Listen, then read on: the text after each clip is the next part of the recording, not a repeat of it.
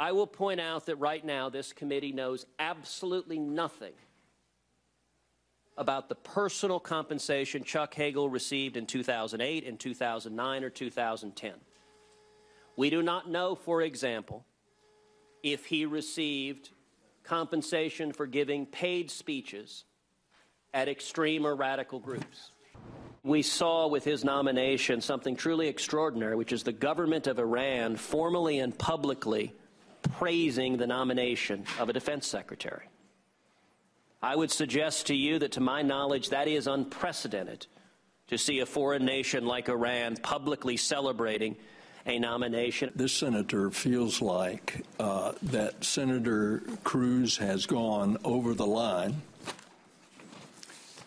He basically has impugned the patriotism of the nominee in your conclusions, which you are entitled to come to, about him, in essence, being cozy with Iran. My friend Senator Nelson was, I think I wrote down the words, criticizing our senator there for implying that Chuck Hagel was cozy with terrorist-type countries, referring to Iran.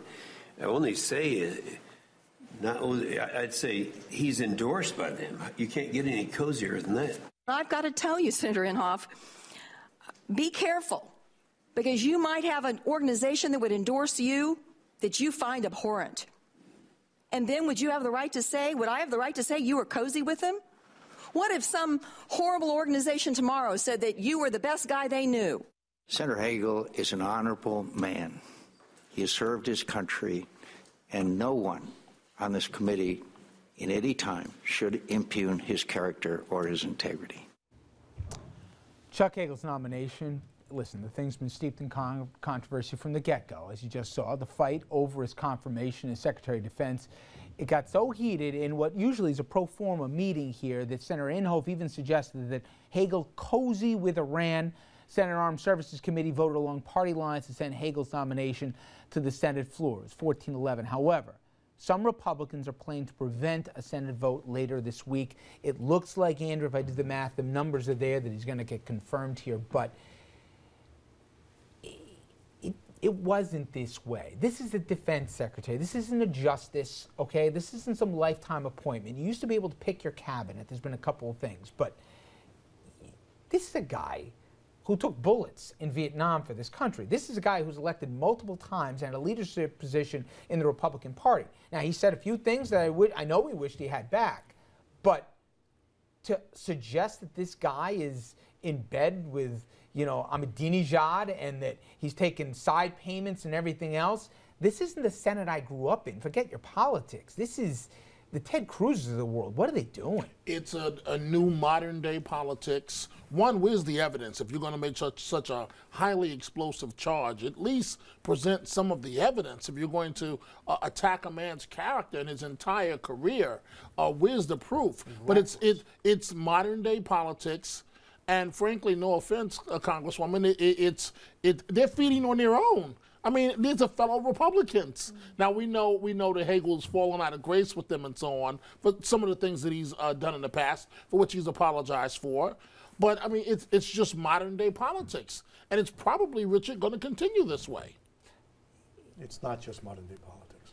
It's something fundamentally wrong with a system in which casual character assassination becomes modern-day politics. And it's not inevitable. It's not some outside force forcing to do that. It is a reflection of both a style and an ideology that's been brought to public office by elements of the Republican Party that illuminate the entire split we've been discussing with tonight.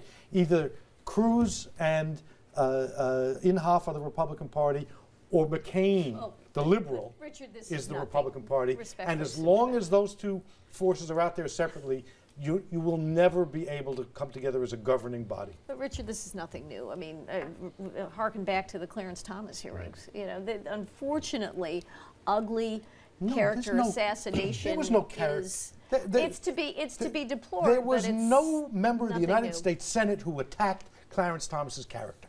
If you're talking about the Ms. Hill's testimony, that has nothing to do with a member of the United States Senate saying to a wounded Vietnam veteran that he's corrupt and cozy with the Iranians. It's different. Robert Bork, Robert Bork, Ted Kennedy versus Robert Bork. But for me, this is, and I'm going to sound Pollyannish a little bit.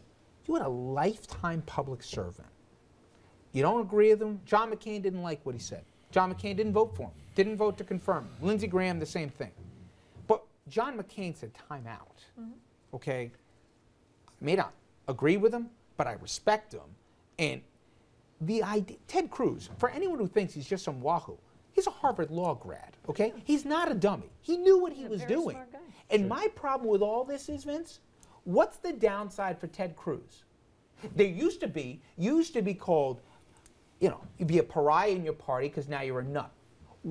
I don't know where is the penalty for Ted Cruz today for recklessly, like Dominic said perfectly, not an iota of evidence that he made his money in an improper way. And then another guy saying he must be in league with Iran, and who knows, we don't know about North Korea, maybe one day he traveled there. The idea that this is the U.S. Senate. Remember the august body here? It's the whole idea of the tea kettle in the saucer there. They're supposed to be the cooler heads, right?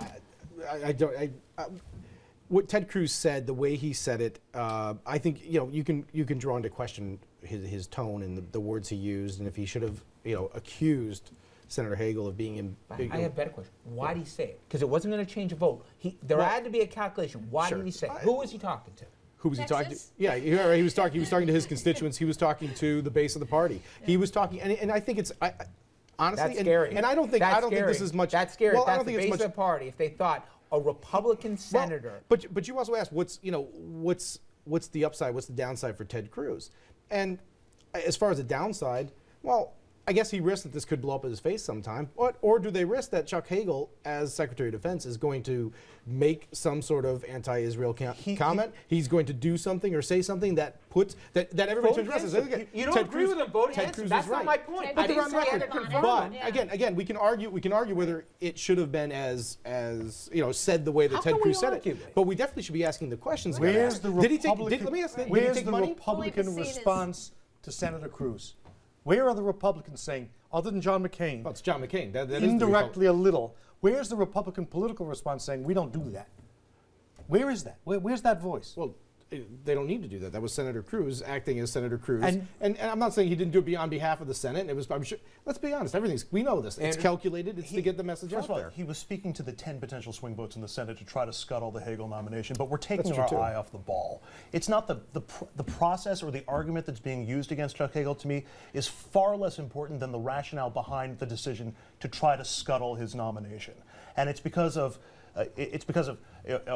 policies dealing with the Iraq War for the McCains and the Lindsey Grahams out there, who still are trying to argue the merits of a war that the American people have said they don't want and never wanted. And for the Jim Inhofes of the world, this is a guy who thinks the Bible literally, and has said this in speeches, literally says that Israel deserves all the land that's under dispute right now. So he doesn't want anything that's co-opting his Christianist vision of American foreign policy. There are specific agendas at play here, and I think, to me, that's the bigger concern, that they can use those specific agendas to try to scuttle the president's nomination. There is a hope. I don't think everyone in Washington understands what's part of behind the distaste for them from the general public. And stuff like that, for people who care, turns them off, because you say, wait a minute, vote up, vote down on the guy. But you don't have to make stuff up. The way they're doing it is ugly. The reasons they're doing it are dangerous. All right. We'll be right back. Everybody stay with us.